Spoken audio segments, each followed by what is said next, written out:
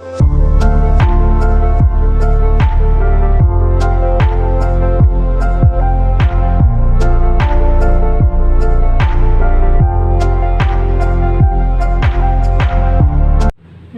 छात्रगण, Saraswati group of education में मैं परिभाग्यश्री आप सभी का हार्दिक स्वागत करती हूँ।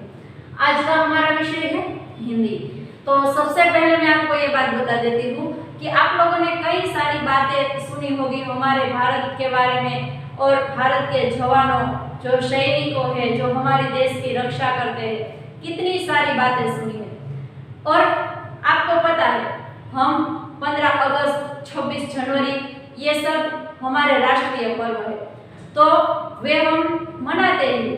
लेकिन आज मैं आपको जो बात बताने वाली हूँ वे कवि कहते हैं इस भारत के नव युवाओं को नव चेतना जगाने के लिए जो बात कहते हैं वो काव्य आज मैं आपको पढ़ाने वाली हूँ, जिसका नाम है उठो धरा के अमर सपूतों।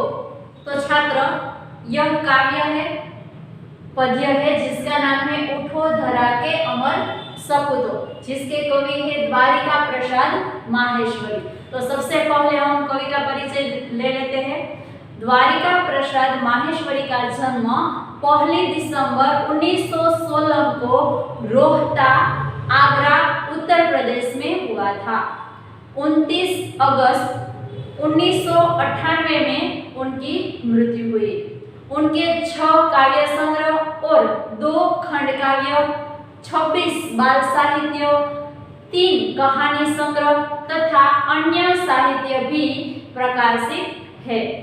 इतना ऊंचा उठो, उठो धरा के अमर सपूतों, कौन सिखाता है चिड़ियों को, चंदा मामा आ पुनः नया निर्माण करे, माँ यह वसंत ऋतु, हम सब सुमन उपवन के उनकी प्रसिद्ध कृतियां है।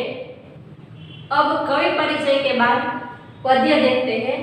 उठो धरा के अमर सपूतों, पुनः नया निर्माण करे। इसमें कवि क्या कहते हैं कि हे भारत माता के अमर पुत्रों, गुलामी की रात अब बीत गई है और आजादी का सवेरा हुआ है। क्या कहते हैं? हे भारत के सपूतों, अब गुलामी की रात बीत गई है और आजादी का सवेरा हुआ है। इसके बाद है पुनः नया निर्माण करो, कुछ नया करो, कुछ नवयुग की स्थापना करो। ऐसा जन जन के जीवन में फिर से नव स्फूर्ति, नव प्राण भरो। अब क्या कहते हैं? अब तुम अज्ञान आलस की नींद से जागो और देश के नव निर्माण में लग जाओ। तुम्हें देशवासियों के जीवन में फिर से नया उत्साह भरना है, उनमें नए प्राण का संचार करना है। पहली पंक्ति में कवि कहते हैं, हे भारत माता के अमर पुत्रों, गुलामी की रात अब बीत गई है और आजादी का सवेरा हुआ है। अब तुम अज्ञान आलस्य की नींद को त्यागो और वहां से जाग जाओ और देश के नव निर्माण में लग जाओ। क्या कहते हैं कवि? देश के नव निर्माण करने में तुम लग जाओ।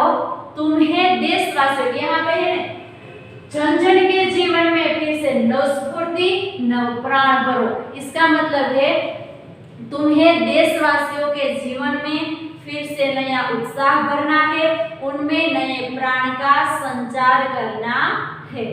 अब आगे की पंक्ति में क्या कहते हैं कवि? नई प्रात है, नई बात है। इसका मतलब है आजादी की नई सुबह। ये जो बात हो रही है, जो हमने 15 अगस्त 1947 में हमारा देश आजाद हो गया था, तब के बाद जो गुलामी चली गई थी, उसके बाद जो सुबह है, वे कवि कहते हैं कि हे नवयुवकों, तुम नए इसमें निर्माण करो। अब क्या कहता है? नई प्रात है, आजादी की नई सुबह में नई चर्चाएं हो रही है, नई बात है, मतलब नई चर्चाएं हो रही है, नई किरणें है, ज्योति नहीं। अब इसके आगे कहते हैं कि नए विचारों की किरणें फैल रही है, ज्योति नहीं यानी फैल रही। उसके आगे कहते हैं नई उमंगे, नई तरंगे, नई आस है, सांस नहीं। सब अपने जीवन में प्रकाश का अनुभव कर रहे हैं। लोगों के मन में नई उमंगें हैं और नए हौसले की नई लहरें हैं। इसके बाद है युग युग के मुरझे सुमनों में नई नई मुस्कान भरो। युग युग के मुरझे सुमनों में, इसका मतलब होता है कि आज देशवासी खुलकर सांस ले रहे हैं, क्योंकि हमें आजादी मिल गई है, हम गुलामी से छूट गए हैं। तुम्हें युग के मुरझाए हुए फूलों को नई मुस्कान देनी है, उन्हें फिर से खिलना है। इसमें कवि क्या कहते हैं, नई प्रात है वहां से लेकर कि आजादी की नई सुबह में नई चर्चाएं हो रही है, नए विचारों की किरणें फैल रही है। सब अपने जीवन में नए प्रकाश का अनुभव कर रहे हैं। लोगों के मन में नई उमंगें हैं और हौसले की नई लहरें हैं। सबके मन में नई आशाएं हैं। आज देशवासी खुलकर सांस ले रहे, क्योंकि गुलामी थी तब तक हमें अंग्रेजों का जो कहते थे वे कार्य सब लोग करते थे, लेकिन अब तो आजादी मिल चुके, इसीलिए सबके मन में जो है वे खुलकर सांस ले रहे हैं।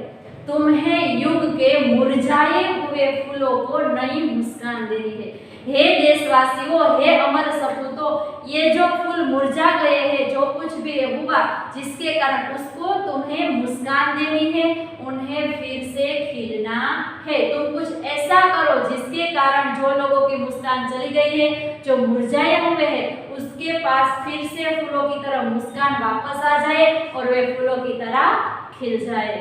अब मैंने आप लोगों को बताया कि भारत अब आजाद हो चुका है, गुलामी हमसे छूट गई है, तो इसके कारण प्रकृति में भी नया परिवर्तन आया है। देखते हैं, डाल डाल पर बैठे विहग कुछ, डाल डाल विहग यानी पक्षी। आजादी की इस सुबह में प्रकृति भी आनंदित है। डाल डाल पक्षी ये सब है, वे हमारे प्रकृति के तत्व है। तो पेड़ों की डालों पर बैठे पक्षियों के स्वरों में भी नवीनता है। पेड़ों की डालों में जो कौन बैठे हैं डालिया में, विहग, विहग यानी पक्षी, उसमें भी नवीनता है। नए स्वरों में गाते हैं। वे क्या करते हैं, वे भी जैसे खुशी का कोई गीत गा रहे हो ऐसा लगता है। कवि क्या कहते हैं कि पेड़ों की डालियों में भी जो पक्षी बैठे हैं वे भी कुछ खुशी के गीत गा रहे हैं। इसके आगे है, गुनगुन गुनगुन गुनगुन करते भौरे मस्त उधर मंडराते हैं। भौरे की जो आवाज होती है वे गुनगुनाता है, इसीलिए कवि क्या कहते हैं कि बागों में भौरे गुंजार करते हुए मस्ती में मंडरा रहे। गुंजार करते यानी कि जो भौरे गाते हैं, गुनगुन करते हैं, उसको गुंजार करना बोलते हैं।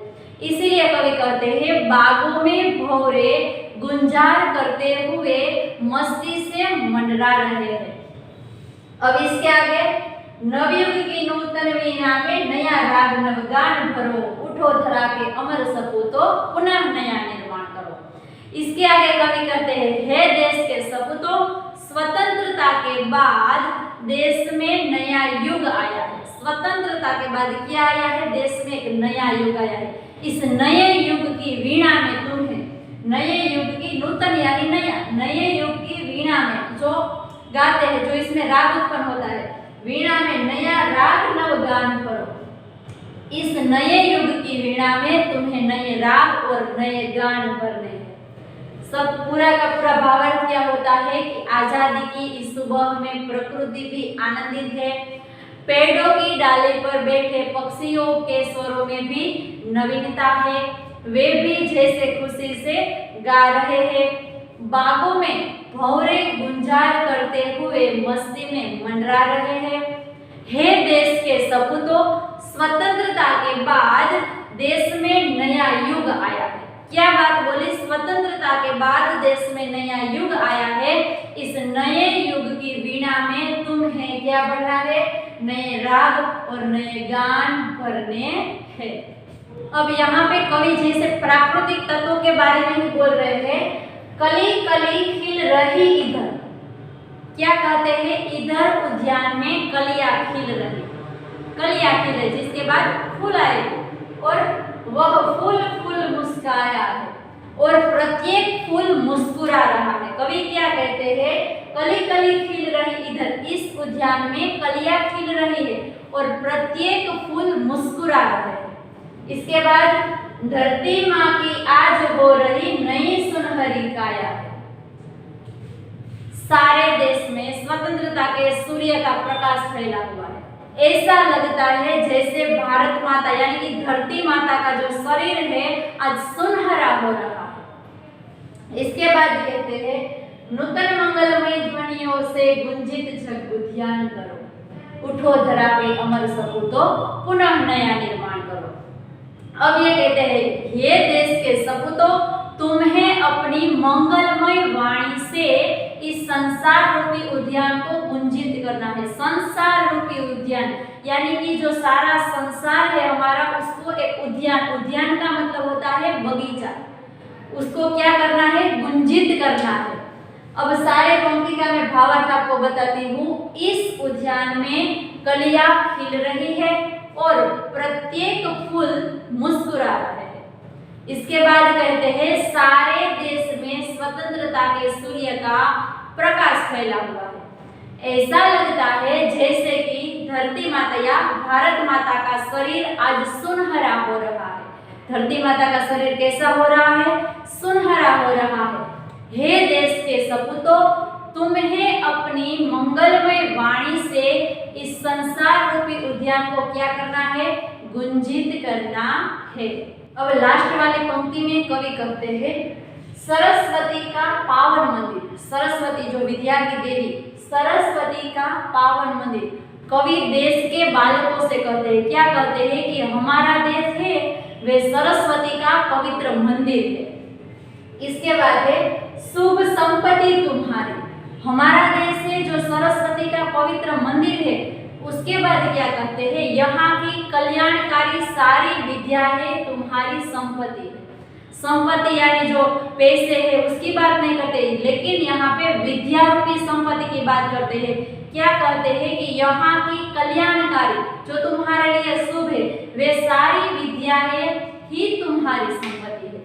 उसके बाद है तुम में से हर बालक इसका, तुम में से ये जो सब तुम हो किसके बालक है? सरस्वती के।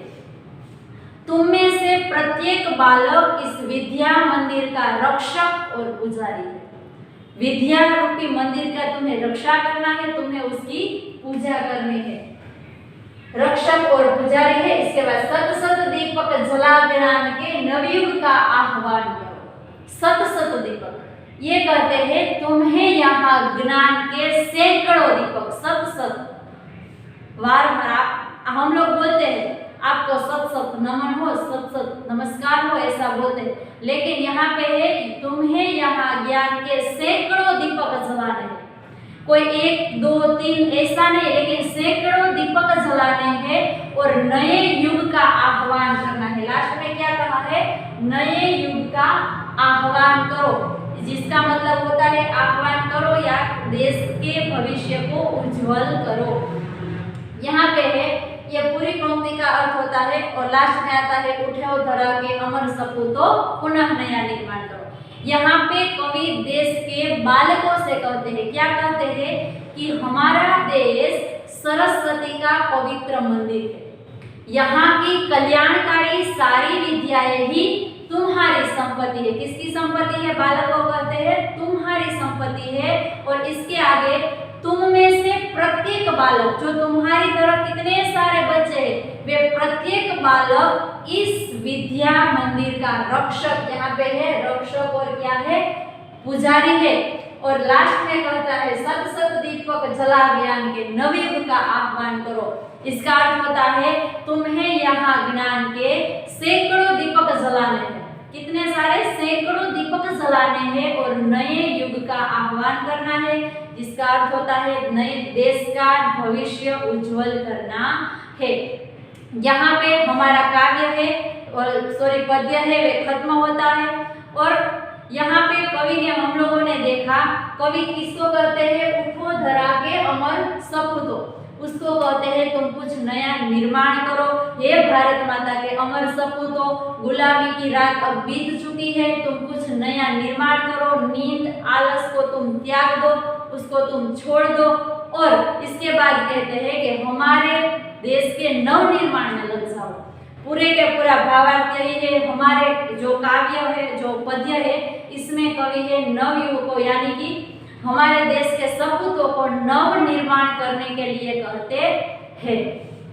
और आज का जो हमने कहा ये पद्य पढ़ा है, तो इसके जो होमवर्क है इसका, तो आप लोगों को क्या करना है, इस जिस तरह मैंने यहाँ पे पंक्ति लिखी है उसके बाद मैंने आप लोगों को जो भावार्थ समझाया है वे आपको एक बार लिखना है। पहले पंक्ति लिखनी है, बाद में भावार्थ लिखना है।